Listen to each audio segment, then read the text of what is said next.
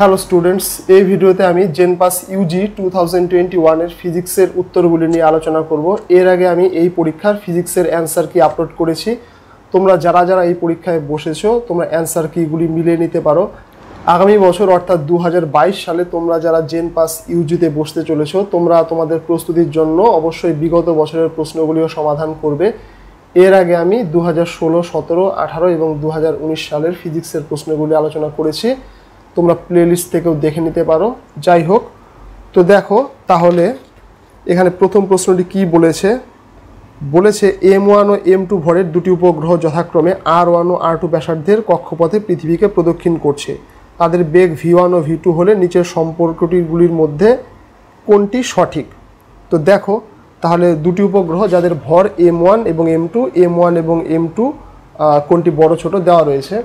তো তোমরা জানো, মহাকর্ষে নিশ্চয়ই পড়েছো যে কোনো উপগ্রহের ক্ষেত্রে ধরো উপগ্রহের ভর M, উপগ্রহের গতিবেগ V এবং পৃথিবীর কেন্দ্র থেকে উপগ্রহের দূরত্ব R, অর্থাৎ উপগ্রহের কক্ষপথের ব্যাসার্ধ যদি R হয়, তোমরা জানো উপগ্রহের ঘোরার জন্য প্রয়োজনীয় অভিকেন্দ্র বল মহাকর্ষ বল অর্থাৎ পৃথিবীর সঙ্গে উপগ্রহের আকর্ষণ বল থেকেই আসে। তাহলে পৃথিবীর সঙ্গে উপগ্রহের আকর্ষণ বল G, M পৃথিবীর ভর, স্মল m উপগ্রহের ভর এবং R হলো উপগ্রহের পৃথিবীর কেন্দ্র থেকে দূরত্ব। তাহলে মহাকর্ষ বলই এখানে অভিকেন্দ্র বল, অর্থাৎ এখান থেকে যদি আমরা সিম্পলিফাই করি আমরা কি পাচ্ছি, V = √gm/r। তাহলে তোমরা অলরেডি জানো যে উপগ্রহের গতিবেগ উপগ্রহের ভরের উপর নির্ভর করে না, এটি পৃথিবীর ভর, অর্থাৎ পৃথিবীর ভর এবং G কনস্ট্যান্ট, সর্বজনীন মহাকর্ষ ধ্রুবক। তাহলে এখান থেকে আমরা কি পাচ্ছি, V averages 1/√r। তাহলে বুঝতেই পারছো ব্যাসার্ধের সঙ্গে ব্যস্তানুপাতিক, তাহলে যেটির কক্ষপথের ব্যাসার্ধ বেশি তার গতিবেগ কম হবে। এখানে দেখো প্রশ্নে বলা রয়েছে R1 greater than R2, তাই সম্ভবত বলা রয়েছে R1 greater than R2। হ্যাঁ, তাহলে R1 বেশি, তাহলে R1 অর্থাৎ যে উপগ্রহটি R1 দূরত্বে আছে তার গতিবেগ V1 এটি হবে কম এবং V2 হবে বেশি। তাহলে যার কক্ষপথের ব্যাসার্ধ বেশি তার গতিবেগ কম। তাহলে এখানে সঠিক উত্তরটি হবে অপশন ডি, অর্থাৎ V1 < V2।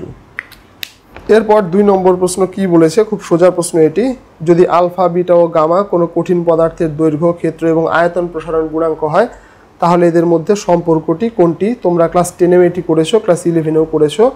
Alpha beta gamma 1:2:3। তাও আমি একবার লিখে দিচ্ছি, তোমরা পড়েছো আলফা =β/2 =γ/3। তাহলে এখান থেকে যদি তোমরা আলফা, বিটা এবং গামা এর অনুপাত বের করো তোমরা সহজেই পেয়ে যাবে 1:2:3। যাই হোক, এটি আর বিস্তারিত আলোচনা করার দরকার নেই, অর্থাৎ অপশন সি, 2 অপশন সি। এরপর 3 নম্বর প্রশ্ন কি বলেছে, কোনো আদর্শ এক পারমাণবিক গ্যাসের অণু স্বাতন্ত্র্য সংখ্যা অর্থাৎ ডিগ্রিস অফ ফ্রিডম কত হবে। এটি হবে 3। আদর্শ এক পরমাণু গ্যাস অর্থাৎ তোমরা মনে করতে পারো একটিই কণা, তাহলে ডিগ্রিস অফ ফ্রিডম বা স্বাধীনতার মাত্রা বা স্বাতন্ত্র্য সংখ্যা বলতে বোঝায় যে কোনো একটি সংস্থার বা কোনো একটি বস্তুর যে কোনো মুহূর্তের অবস্থান বোঝানোর জন্য কতগুলি স্থানাঙ্ক দরকার। তাহলে ধরো এখানে একটি এক পরমাণু গ্যাস বা একটি কণাই আছে মনে করো, তাহলে এর অবস্থান, স্পেসের অবস্থান বোঝানোর জন্য 3টি কোঅর্ডিনেট লাগবে, x, y এবং z, অর্থাৎ এর স্বাতন্ত্র্য সংখ্যা হবে 3। এরপর দেখো 4 নম্বর প্রশ্ন কি বলেছে, দুটি কণার ভর m এবং 4m। তাহলে একটির ভর m এবং আরেকটির ভর 4m। বলেছে এদের গতিশক্তির অনুপাত 2:1, গতিশক্তির অনুপাত 2:1। তাহলে এদের ভরবেগের অনুপাত কত হবে। আচ্ছা, তাহলে ভরবেগের সঙ্গে গতিশক্তির একটি সম্পর্ক আছে যেটি তোমাদের মনে রাখতে হবে। তোমরা জানো যে ভরবেগ P √2mv।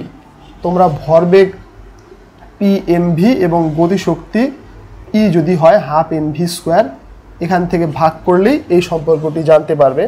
তাহলে ভরবেগের অনুপাত জানতে চেয়েছে, অর্থাৎ P1:P2 কত হবে 2me। তাহলে প্রথমটির ভর হচ্ছে m থাকলো এবং দেখো প্রথমটির গতিশক্তি 2, তাহলে এটি যদি আমরা 2e বলি এর গতিশক্তি হবে e, অর্থাৎ 2:1, তাহলে 2:e বলতে পারি।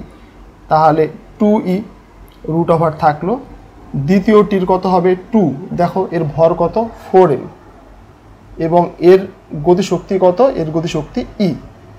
তাহলে এখান থেকে যদি আমরা সরল করি কি পাচ্ছি, 2me 2me ক্যান্সেল, তাহলে এখানে থাকছে √2 আর এখানে 4 এর বর্গমূল 2 অর্থাৎ √2 দিয়ে যদি ভাগ করি তাহলে হবে 1:√2, তাহলে 1/√2 হচ্ছে এদের ভরবেগের অনুপাত। তাহলে এখানে সঠিক উত্তর হবে 4 বি। এরপর দেখো 5 নম্বর প্রশ্ন কি বলেছে, বলেছে একটি এম ভরের এবং কিউ আধানযুক্ত কণাকে স্থির অবস্থা থেকে ই তড়িৎ ক্ষেত্রের মধ্যে ছাড়া হলো, সুষম তড়িৎ ক্ষেত্রের মধ্যে ছেড়ে দেওয়া হলো। বলছে অভিকর্ষের প্রভাব উপেক্ষা করলে টি সময় পরে কণাটির গতিশক্তি কত হবে। আচ্ছা দেখো, তাহলে একটি কণা যার আধান কিউ এবং এর ভর হচ্ছে এম, তাহলে একে যদি ই মানের তড়িৎ ক্ষেত্রের মধ্যে ফেলে দেওয়া হয় তাহলে এর উপর কার্যকর তড়িৎ বল এফ, এটি হবে কিউই। তোমরা জানো তড়িৎ ক্ষেত্র প্রাবল্য ই, অর্থাৎ একক আধানের উপর কার্যকর বল ই, তাহলে কিউ আধানের উপর কার্যকর বল কিউই। তাহলে এর ত্বরণ কত হবে, ত্বরণ এ হবে বল বাই ভর, অর্থাৎ বল হচ্ছে কিউই, তাহলে কিউই বাই এম এটি হলো তার ত্বরণ। এখন দেখো এটিকে স্থির অবস্থা থেকে ছাড়া হলো, অর্থাৎ এর প্রাথমিক বেগ 0। তাহলে টি সময় পর এর বেগ কত হবে সেটি আমাদের জানতে হবে। তোমরা ক্লাস 11-এ পড়েছো V equal to U plus A, T অন্তিম বেগ ভি সেটি হয় ইউ প্লাস এটি। তাহলে ভি প্রাথমিক বেগ 0, ত্বরণ এখানে আমরা কত পেলাম কিউ ই বাই এম এবং টি সময় পর অর্থাৎ টি, তাহলে ভি এর মান আমরা কত পেলাম Q E T by M. তাহলে টি সময় পর গতিশক্তি কে, এটি হলো হাফ এম ভি স্কোয়ার, অর্থাৎ হাফ এম ভি অর্থাৎ এটি স্কোয়ার, তাহলে হবে Q square E square T square by M square. তাহলে একটি এম ক্যান্সেল যাবে, কি হবে Q square E square T square by 2m। তাহলে টি সময় পর কণাটির গতিশক্তি হবে E square Q square T square by 2m, অর্থাৎ 5 এ হবে সঠিক উত্তর। এরপরে দেখো 6 নম্বর প্রশ্ন কি বলেছে, C1 ও C2 মানের দুটি ধারকের শ্রেণী সমবায়ের দুই প্রান্তে ভি বিভব প্রভেদ প্রয়োগ করা হলো। যদি C1 ও C2 এর প্রান্তদ্বয়ের বিভব প্রভেদ V1 ও V2 হয় তাহলে V1 এবং V2 এর মান কত।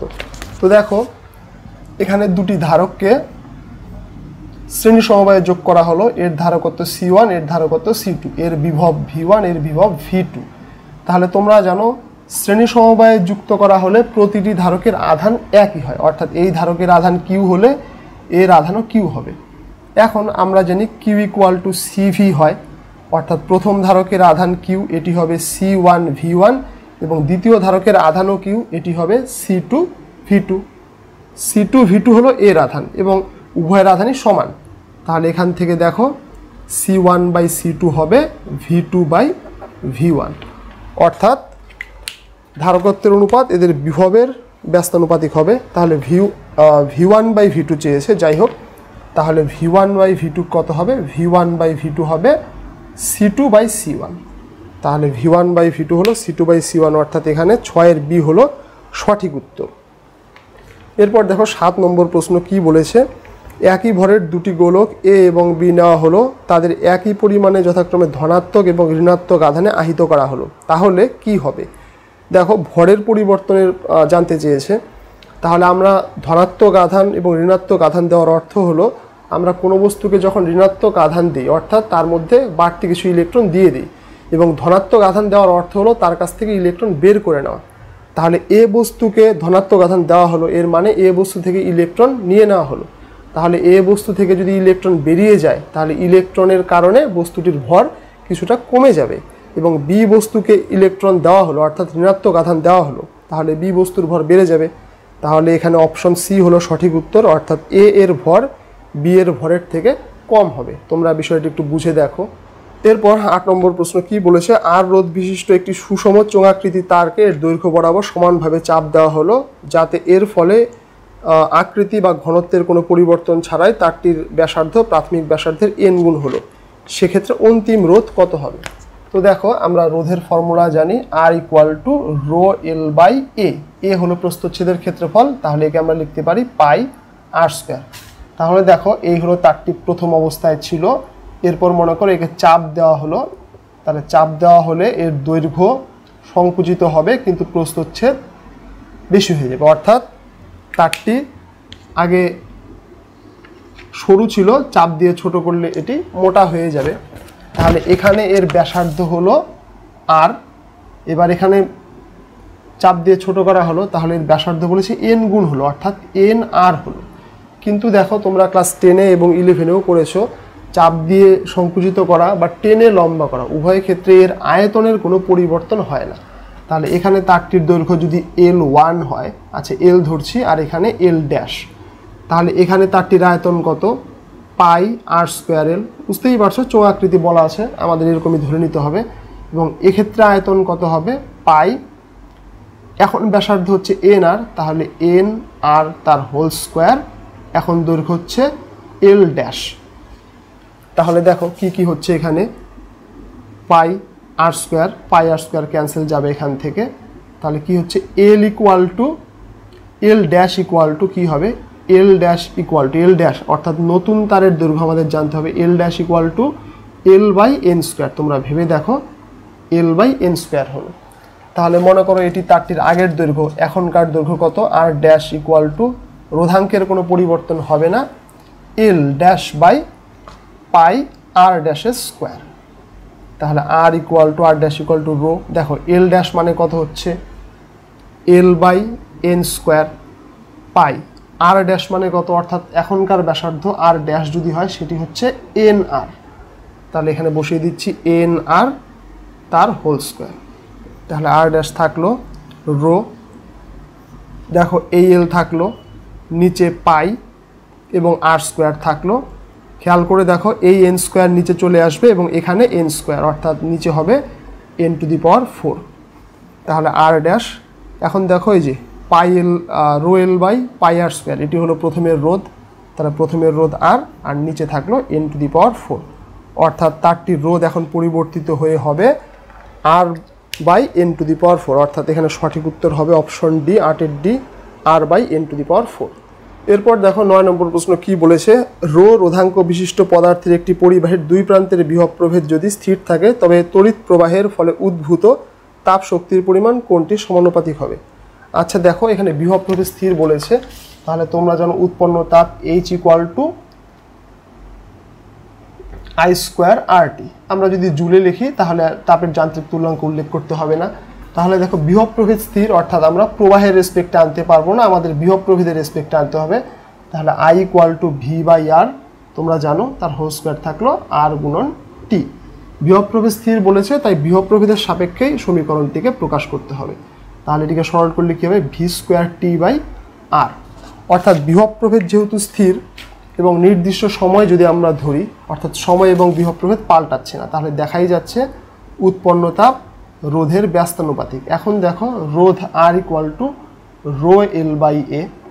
তাহলে এখন এখানে যদি আমরা বসিয়ে দিই, দেখো এখানে উৎপন্ন তাপ রোধের ব্যস্তানুপাতিক, রোধ আবার রো এর সঙ্গে সমানুপাতিক, তাহলে বুঝতেই পারছো এখানে কি দাঁড়াবে। আমরা যদি আর বসিয়ে দিই,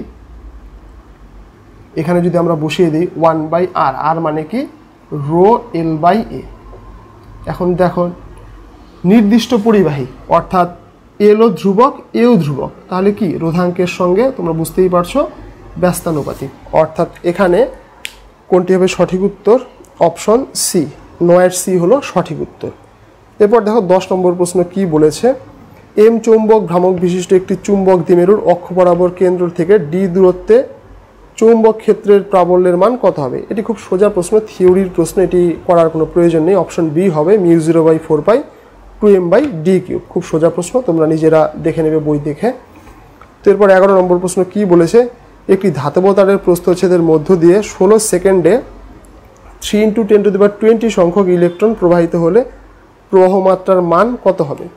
তো দেখো প্রবাহ মাত্রা তোমরা জানো, প্রবাহ মাত্রা I ইকুয়াল টু Q/T হয়, অর্থাৎ আধান প্রবাহের হার। তাহলে দেখো মোট কতগুলি ইলেকট্রন প্রবাহিত হলো, ধরো যে কোনো প্রস্থচ্ছেদ দিয়ে n সংখ্যক ইলেকট্রন যদি প্রবাহিত হয়, তাহলে একটি ইলেকট্রনের আধান E, তাহলে n সংখ্যক ইলেকট্রন প্রবাহিত হলে মোট প্রবাহিত আধান হবে n × E, অর্থাৎ Ne/T। তোমরা অলরেডি জানো মোট আধান Q হবে একটির আধান গুণন n। তাহলে ইলেকট্রন কতগুলি যায়? 3 × 10⁻20, অর্থাৎ n এর মান দেওয়া রয়েছে। একটি ইলেকট্রনের আধান 1.6 10⁻−19 এবং সময় বলা রয়েছে 16 সেকেন্ড। তাহলে এখান থেকে যদি আমরা সরল করি কি পাচ্ছি? এটি ক্যান্সেল হয়ে এখানে 10 থাকবে, 10 আর দ্বিগুণ করলে হবে 16, তাহলে 16 ক্যান্সেল হবে 3 অ্যাম্পিয়ার। তোমরা হিসেবটি করে দেখো, তাহলে এখানে সঠিক উত্তরটি হবে 3 অ্যাম্পিয়ার, অর্থাৎ 11 C হবে সঠিক উত্তর। এরপর দেখো 12 নম্বর প্রশ্ন কি বলেছে। 12 নম্বর প্রশ্ন বলেছে একটি বস্তুর 3টি প্রতিবিম্ব পেতে হলে, একটি বস্তুর 3টি প্রতিবিম্ব পেতে হলে দুটি সমতল দর্পণকে কত কোণে রাখতে হবে। অর্থাৎ ধরো দুটি সমতল দর্পণ এইভাবে রাখা হলো, এদের মধ্যবর্তী কোণ মনে করো থিটা, এবার মাঝখানে একটি বস্তু রাখা হলো, তাহলে এই বস্তুর উৎপন্ন প্রতিবিম্বের সংখ্যা যদি n হয় সেটি হবে 360 ডিগ্রি বাই থিটা, থিটাও ডিগ্রিতে -1। তাহলে প্রতিবিম্বের সংখ্যা আমরা কয়টি উৎপন্ন করব, 3টি, তাহলে 360 ডিগ্রি বাই থিটা -1। তোমরা হিসেব করে দেখো এখানে, তাহলে 360 বাই থিটা এর মান হবে 4, অর্থাৎ থিটা এর মান হবে 90 ডিগ্রি। তাহলে দুটি দর্পণকে যদি আমরা 90 ডিগ্রি কোণে রাখি, তাহলে এদের মধ্যবর্তী একটি বস্তু রাখলে সেটির 3টি প্রতিবিম্ব হবে, অর্থাৎ 12 B হবে সঠিক উত্তর। এরপর দেখো কি বলেছে 13 নম্বর, একটি অবতল দর্পণের ফোকাস দৈর্ঘ্য 0.15 মিটার হলে দর্পণটির বক্রতা ব্যাসার্ধ। খুব সোজা, তোমরা ক্লাস 10এও পড়েছো। আমরা জানি অবতল দর্পণ বা উত্তল দর্পণের ক্ষেত্রে ফোকাস দূরত্ব এদের বক্রতা ব্যাসার্ধের অর্ধেক, অর্থাৎ r = 2f। তাহলে ফোকাস দূরত্ব বলা রয়েছে 0.15 মিটার, তাহলে এটি হবে 0.30 মিটার, অর্থাৎ এর বক্রতা ব্যাসার্ধ 0.30 মিটার, অর্থাৎ সঠিক উত্তর হবে 13 A। এরপর দেখো 14 নম্বর প্রশ্ন কি বলেছে, টি বেধ এবং n প্রতিসরাঙ্ক বিশিষ্ট একটি কাচের পাতের মধ্য দিয়ে একটি আলোক রশ্মি গমন করলো, শূন্য মাধ্যমে আলোর বেগ যদি c হয়, তাহলে ওই পাতটির বেধ অতিক্রম করতে রশ্মিটির কত সময় লাগবে। আচ্ছা, তোমরা জানো কোন মাধ্যমের প্রতিসরাঙ্ক মিউ = c/v, এখানে প্রতিসরাঙ্ককে n বলেছে, তাহলে n = c/v। c হলো শূন্য মাধ্যমে আলোর বেগ এবং v হলো ওই মাধ্যমে আলোর বেগ, তাহলে এখানে ওই মাধ্যম কাচ, তাহলে কাচে আলোর বেগ কত হবে, c/n। এবার মনে করো এই হলো কাচ ফলকটি, আলোক রশ্মি এদিক দিয়ে ঢুকলো, মনে করো এদিক দিয়ে গিয়ে এদিক দিয়ে বের হবে, অর্থাৎ এর বেধ হলো টি, এইটুকু দূরত্ব টি। এবার এখানে আলোর গতিবেগ v, তাহলে কত সময় লাগবে টোটাল টাইম, সেটি হলো এই বেধ টি ডিভাইডেড বাই এখানে স্পিড v, কারণ আলোর তার কোনো ত্বরণ নেই, তাহলে দূরত্বকে গতিবেগ দিয়ে ভাগ করলেই সময় পাওয়া যাবে, অর্থাৎ s = vt। তাহলে টাইম কত, দূরত্ব বাই বেগ, তাহলে এখানে দূরত্ব টি, বেগ কত c/n, তাহলে কি হচ্ছে tn/c। তাহলে মোট কত সময় লাগবে, tn/c, অর্থাৎ এখানে সঠিক উত্তর কোনটি হবে, সঠিক উত্তর হবে 14 B, অর্থাৎ nt/c। তোমরা ভালো করে মিলিয়ে নাও। এরপর দেখো 15 নম্বর প্রশ্ন কি বলেছে। 15 নম্বর প্রশ্ন বলেছে শ্রেণী সমবায়ে LCR বর্তনীর অনুনাদের ক্ষেত্রে, শ্রেণী সমবায়ে LCR বর্তনীর অনুনাদের ক্ষেত্রে নিচের কোন সম্পর্কটি সঠিক নয়। তোমরা পরিবর্তী প্রবাহের ক্ষেত্রে এটি পড়েছো। দেখো LCR বর্তনীর শ্রেণী অনুনাদ যখন হয় তখন XC অর্থাৎ ধারকী প্রতিঘাত বা ক্যাপাসিটেটিভ রিঅ্যাক্ট্যান্স এর মান হয় 1/ωc এবং আবেশী প্রতিঘাত অর্থাৎ ইন্ডাকটিভ রিঅ্যাক্ট্যান্স এর মান হয় ωL। এই দুটি অর্থাৎ XC = XL অর্থাৎ ধারকজনিত বাধা বা প্রতিঘাত এবং আবেশকজনিত বাধা এবং প্রতিঘাত যদি সমান হয় তাহলে এই বর্তনীটি অনুনাদে থাকে, অর্থাৎ এই দুটির একটির প্রভাব আরেকটির দ্বারা ক্যান্সেল আউট হয়ে যায়। তাহলে কি দাঁড়াচ্ছে, XC হচ্ছে 1/ωc এবং XL হচ্ছে ωL। তোমরা বুঝতেই পারো সেখান থেকে আসবে ω² = 1/LC, অর্থাৎ ω = 1/√LC। তাহলে এখানে যে অপশনগুলি দেওয়া রয়েছে তোমরা দেখো, অপশন A, B এবং C, তিনটি অপশনের ক্ষেত্রেই এই কন্ডিশনটি আসে, ω² = 1/LC। তিনটি অপশন একই প্রকৃতপক্ষে, ω² = LC। অপশন ডিতে আছে ω = 1/LC, তাহলে অপশন ডি সঠিক নয়, বাকিগুলি সঠিক। এরপর দেখো 16 নম্বর প্রশ্ন কি বলেছে, একটি প্রিজমের প্রতিসরক কোণ হলো 90 ডিগ্রি এবং মাধ্যমের প্রতিসরাঙ্ক √3/2, এক্ষেত্রে ন্যূনতম চ্যুতিকোণ কত হবে। আচ্ছা, তোমরা প্রিজমের প্রতিসরাঙ্কের সঙ্গে ন্যূনতম চ্যুতিকোণের সম্পর্ক জানো, μ = sin a + delta m/2 divided by sin a/2। তাহলে এখানে প্রতিসরাঙ্ক বলেছে √3/2 sin a, এর মান কত বলেছে 90 ডিগ্রি প্লাস ডেল্টা m হচ্ছে ন্যূনতম বিচ্যুতি /2 sin প্রিজম কোণ হচ্ছে 90 ডিগ্রি ডিভাইডেড বাই 2, অর্থাৎ এটি একবারে করে দিচ্ছি, এটি হবে 45 ডিগ্রি। তাহলে এখানে কত দাঁড়াচ্ছে, sine 90 plus delta M by 2, আর এখানে কত √3 বাই √2, তার সঙ্গে সাইন 45 গুণ, তাহলে সাইন 45। সাইন 45 এর মান বসিয়ে দিচ্ছি, এটি হলো 1 বাই √2, তাহলে এখানে কত হলো, এটি হয়ে গেল √3 বাই 2। তাহলে √3 বাই 2 কত, √3 বাই 2 হচ্ছে sine 60। 90 plus delta M by 2 equal to sine 60, অর্থাৎ 90 প্লাস ডেল্টা এম বাই 2 এর মান হলো 60। তাহলে 90 প্লাস ডেল্টা এম এটি হলো 120 ডিগ্রি অবশ্যই। তাহলে ডেল্টা এম এর মান কত হবে, ডেল্টা এম এর মান বিয়োগ হয়ে তোমরা বুঝতেই পারছো এটি হবে 30 ডিগ্রি। তোমরা নিজেদের মতো ক্যালকুলেশন করে দেখো, তাহলে এখানে সঠিক উত্তর হবে 16D, অর্থাৎ 30 ডিগ্রি।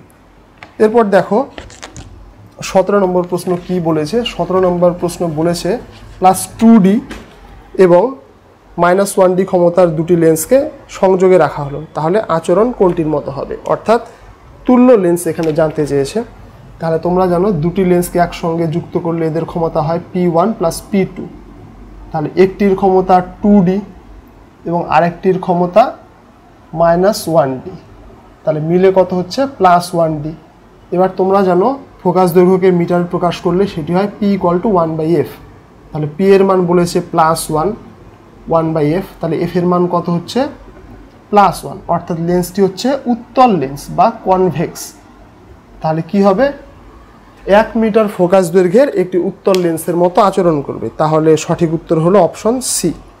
এরপর দেখো 18 নম্বর প্রশ্ন কি বলেছে, বায়ু সাপেক্ষে কাঁচ এবং কোয়ার্টজের প্রতিসরাঙ্ক 3/2 এবং 12/5। তাহলে বায়ু সাপেক্ষে কাঁচ মনে করো AμG, সেটি হচ্ছে 3/2, এবং বায়ু সাপেক্ষে কোয়ার্টজ মনে করো কিউ বললাম, এটি হচ্ছে 12/5। তাহলে প্রশ্নে জানতে চেয়েছে কাচের সাপেক্ষে অর্থাৎ গ্লাসের রেসপেক্টে কোয়ার্টজের কত হবে, এটি কত। তো তোমরা দেখো Gμq, অর্থাৎ তোমরা পড়েছো AμB, একে আমরা লিখতে পারি μB/μA। তাহলে কাচের সাপেক্ষে কোয়ার্টজের একে আমরা অনায়াসেই লিখতে পারি μQ/μG। এবার দেখো এখানে উভয়ই বায়ুর সাপেক্ষে বলা রয়েছে, তা আমরা μQ একে আমরা বায়ুর সাপেক্ষে মনে করতে পারি, একেও বায়ুর সাপেক্ষে মনে করতে পারি। তাহলে দেখো কোয়ার্টজেরটা কত বলা রয়েছে 12/5, আর কাচের কত 3/2, কত হবে 12/5, 2/3, এখানে 4, তাহলে 8/5, অর্থাৎ এখানে সঠিক উত্তর হলো অপশন সি। তাহলে 18C হচ্ছে সঠিক উত্তর। এরপর দেখো 19 নম্বর প্রশ্ন কি বলেছে, স্বাভাবিক দৃষ্টির ক্ষেত্রে একটি নহবীক্ষণ, প্রতিসারক নহবীক্ষণের ক্ষমতা হয় 24। তাহলে বলেছে নলের দৈর্ঘ্য, যন্ত্রটির দৈর্ঘ্য 1 মিটার হলে অভিলক্ষের ফোকাস দৈর্ঘ্য কত।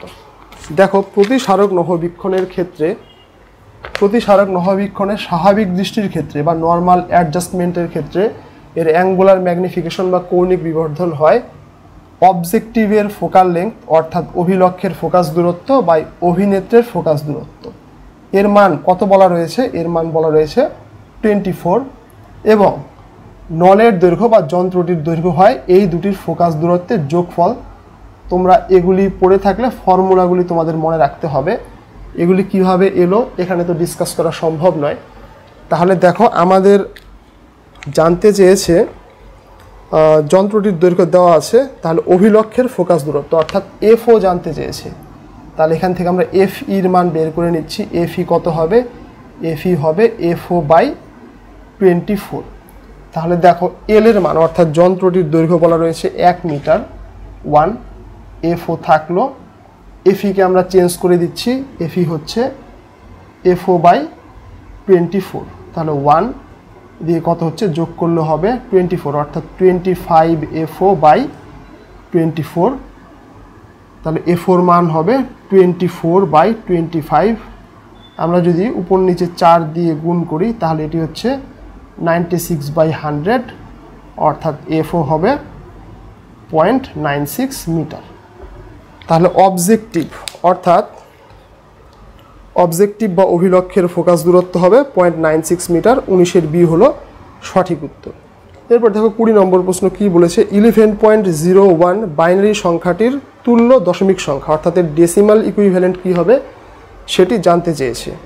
তো দেখো সংখ্যাটি কত, বাইনারি সংখ্যা হচ্ছে 11.1101, 11 বলা উচিত না, 11012, এর ডেসিমাল ইকুইভ্যালেন্ট কত হবে। তো দেখো কি হবে, আমরা এইভাবে লিখতে পারি 1 × 2 প্লাস 1 × 2 প্লাস 0 × 2 অর্থাৎ এর বেস দিয়ে গুণ প্লাস 1 × 2। তাহলে এগুলি পূর্ণ সংখ্যা আর এটি হচ্ছে দশমিক, তাহলে দশমিকের ক্ষেত্রে কি হয় -1 -2 এইভাবে হয় তোমরা জানো। এবং পূর্ণ সংখ্যার ক্ষেত্রে বাম দিকে যেতে থাকে 0 1, তাহলে এটি হবে 2, এটি হয়ে যাবে 1, এটি হলো 0 আর এটি হলো 1/4, তাহলে এটি হলো 3 আর 1/4 মানে হচ্ছে 0.25, তাহলে 3.25 হলো এর ডেসিমাল ইকুইভ্যালেন্ট। তাহলে কোনটি হবে সঠিক উত্তর, 20-এর বি হলো সঠিক উত্তর। এরপরে দেখো 21 নম্বর প্রশ্নে একটি ছবি দেওয়া রয়েছে, কি জানতে চেয়েছে, আলোক রশ্মির পথের আচরণ যদি প্রদত্ত চিত্রের মতো হয় তাহলে প্রতিসরাঙ্ক n1 এবং n2 এর মধ্যে সম্পর্ক হবে। কেমন দেওয়া রয়েছে, এই রকম দেওয়া রয়েছে, অনেকটা উত্তর লেন্সের মতো। এই তলের এই পৃষ্ঠের প্রতিসরাঙ্ক, এইদিকে যে মাধ্যম রয়েছে সেটি n3, এটি n1 এবং এটি হলো n2 দেওয়া রয়েছে এরকম দেওয়া রয়েছে। তো দেখো নর্মালি তোমরা কি জানো, মনে করো এদিকে হচ্ছে বাতাস, এটি কাচের উত্তর লেন্স, এদিকেও মনে করো বাতাস, এটি হচ্ছে কাচ। তাহলে দেখো উত্তর লেন্স এর কি আচরণ হয়, অভিসারী হয়, এই রকম হয়। অর্থাৎ যখন এই দিকের মাধ্যম লঘু এবং উপাদান ঘন মাধ্যম, তোমরা জানো এটি সাধারণত লেন্স আমরা কাচেরই তৈরি করি, তার লেন্স কি ঘন মাধ্যম এবং তার পাশের মাধ্যম আশেপাশের মাধ্যম লঘু মাধ্যম যদি হয় তাহলে সমান্তরাল রশ্মি অভিসারী রশ্মি হয়, কনভার্জিং রে হয়। কিন্তু এখানে দেখো এখান থেকে এখানে এটি অপসারী ছড়িয়ে গেল, তাহলে এটি কি, তাহলে এখানে আবার বলছি এটি হলো লঘু মাধ্যম অর্থাৎ এর প্রতিসরাঙ্ক কম, আর এটি হচ্ছে ঘন মাধ্যম।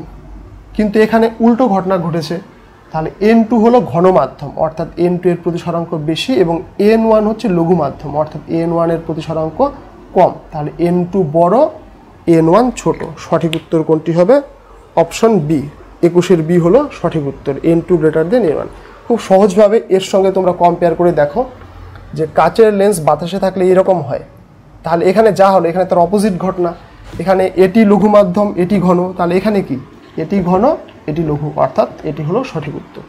এরপর দেখো 22 নম্বর প্রশ্ন কি বলা আছে, একটি কণার বেগ v এর সমীকরণ হলো v = v0 + gt + at square, যেখানে v0 g এবং a হলো ধ্রুবক, t হলো সময়। তাহলে t = 0 তে কণাটির অবস্থান x = 0 হলে তবে একক সময় অর্থাৎ t = 1 পরে কণাটির সরণ কত হবে। আচ্ছা দেখো কি বলা রয়েছে, v = v0 + gt + at square, তাহলে আমাদের জানতে চেয়েছে সরণ, তো সরণ x কত হবে একক সময়ে। তো দেখো তো আমরা কি জানি যে গতিবেগ v = dx dt অর্থাৎ সময়ের সঙ্গে সরণ পরিবর্তনের হার, তাহলে v কে আমরা কি লিখতে পারি dx dt বা dx/dt যেভাবেই বলো = gt + at স্কয়ার। তাহলে dt দিয়ে গুণ করে দিলাম বা dt কে এই পাশে নিয়ে এলাম, তাহলে কি হবে dx = এত dt। এখন দেখো আমাদের x দরকার, তাহলে উভয় পক্ষে ইন্টিগ্রেশন করা হলো, তাহলে ইন্টিগ্রেশন করলে আমরা কি পাবো v0 gt at square dt।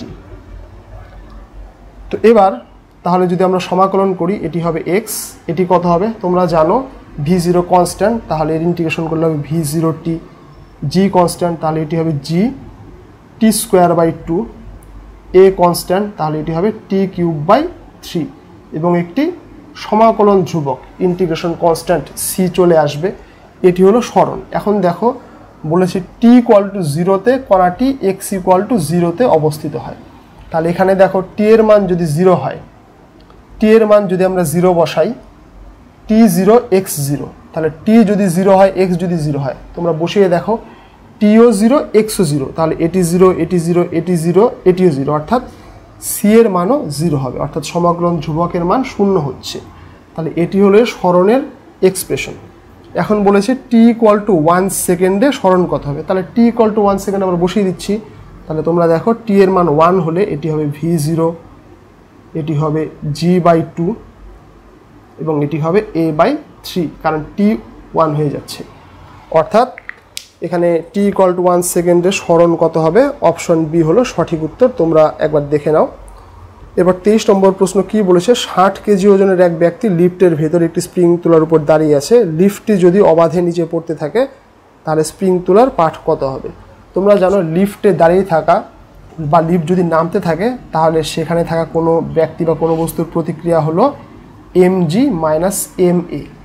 g হলো অভিকর্ষজ ত্বরণ এবং a হলো লিফটের ত্বরণ। তাহলে mg, এবার লিফট অবাধে পড়ছে মানেই কি, লিফট অভিকর্ষজ ত্বরণ নিয়ে পড়ছে, অর্থাৎ mg এর মানও হয়ে যাবে g। তাহলে কত হবে, কোনো বস্তুর প্রতিক্রিয়া হবে 0, অর্থাৎ সে যদি কোনো স্প্রিং তোলার উপর দাঁড়িয়ে থাকে সে স্প্রিং তোলার উপর কোনো বল প্রয়োগ করবে না, তাই স্প্রিং তোলার পার্ট হবে 0। খুব সোজা প্রশ্ন, ক্যালকুলেশনের কোনো প্রয়োজন ছিল না, তোমরা একবারই বুঝতে পারবে। এরপর দেখো 24 নম্বর প্রশ্ন, একটি বল দেওয়া আছে রেক্ট্যাঙ্গুলার কোঅর্ডিনেটে ijk ফর্মে এবং এর ফলে একটি কণার গতিবেগ কত উৎপন্ন হয় সেটি দেওয়া রয়েছে, ক্ষমতা জানতে চেয়েছে। আচ্ছা একটু করি এটা। তো দেখো তোমরা জানো খুব ক্ষুদ্র সময়ে কৃতকার্য হয় বল এবং সরণের ডট প্রোডাক্ট, অর্থাৎ ds f.ds। এখন আমরা যদি dt দিয়ে ভাগ করি dw dt, তাহলে হবে f.ds dt। তাহলে এখন দেখো এটি হলো কৃতকার্যের হার, অর্থাৎ এটি হলো ক্ষমতা p, তাহলে f, তাহলে ds dt কি হচ্ছে, ds dt হচ্ছে তোমার সময়ের সঙ্গে সরণ পরিবর্তনের হার, অর্থাৎ এটি হলো গতিবেগ। তাহলে বল এবং গতিবেগের ডট প্রোডাক্ট করলে আমরা পেয়ে যাব ক্ষমতা। এখানে বল কত বলেছে, বল বলেছে 60I plus 15J minus 3K এবং গতিবেগ তাৎক্ষণিক বেগ কত বলেছে 2I minus 4J plus 5K, সব SI এককে আছে, কোনো চিন্তা নেই। তাহলে তোমরা ডট প্রোডাক্ট করেছো ভেক্টরের, যে i.i j.j এবং k.k 1 হয় এবং বাদ বাকি ডটগুলো সব 0 হয়। তাহলে এখানে শুধু i এর সঙ্গে i এর ডট থাকবে, অর্থাৎ 60 × 120। তাহলে এখানে j এর সঙ্গে j এর ডট থাকবে, তাহলে 4 15 60 কিন্তু মাইনাস হবে, এবং k এর সঙ্গে k এর ডট থাকবে, তাহলে 3 5 15 কিন্তু মাইনাস হবে, প্লাসে মাইনাসে মাইনাস, k.k 1 i.i 1 এবং j.j 1। তাহলে 120 থেকে 60 বাদ দিলে 60, 60 থেকে 15 বাদ দিলে হবে 45। যেহেতু সব এসআইতে আছে তাহলে একক হবে ওয়াট, অর্থাৎ এখানে সঠিক উত্তর হলো 24-এর ডি। এরপর দেখো 25 নম্বর প্রশ্ন বলছে, আয়তন নির্ণয়ের জন্য একটি গোলকের ব্যাসার্ধের পরিমাপ 5% ত্রুটি থাকলে তার আয়তন পরিমাপে শতকরা কত ত্রুটি থাকবে। খুব সোজা প্রশ্ন এটি। দেখো গোলকের আয়তনের ফর্মুলা হলো v = 4/3 পাই r3। এটি যেহেতু কনস্ট্যান্ট তাহলে ত্রুটিতে এর কোনো ভূমিকা নেই। তাহলে দেখো কি হবে, গোলকের ক্ষেত্রে আয়তনের আনুপাতিক ত্রুটি ডেল্টা v/v, এটি হবে ডেল্টা r/r। ব্যাসার্ধের আনুপাতিক ত্রুটি এর ঘাত যত থাকে সেটি গুণ হয়, তোমরা জানো। একেই আমরা শতকরা ত্রুটি বলতে পারি। তাহলে 300 দিয়ে উভয় পাশে পার্সেন্টেজ আঁকা করার জন্য গুণ করা যেতে পারে, না করলেও কোনো প্রবলেম নেই। এটি বলা রয়েছে 5%, তাহলে কত হলো, তাহলে এটি হলো 15%। তাহলে দেখো সঠিক উত্তর হলো এখানে 25-এর এ। যাই হোক, আমি 25টি প্রশ্নের সংক্ষেপে আলোচনা করলাম। তোমরা যারা এবছর পরীক্ষায় বসেছো তোমরা উত্তরগুলি দেখে নিতে পারো, এবং আগামী বছর যারা পরীক্ষায় বসতে চলেছো তোমরাও এই বিগত বছরের প্রশ্নগুলি অনুশীলন করবে।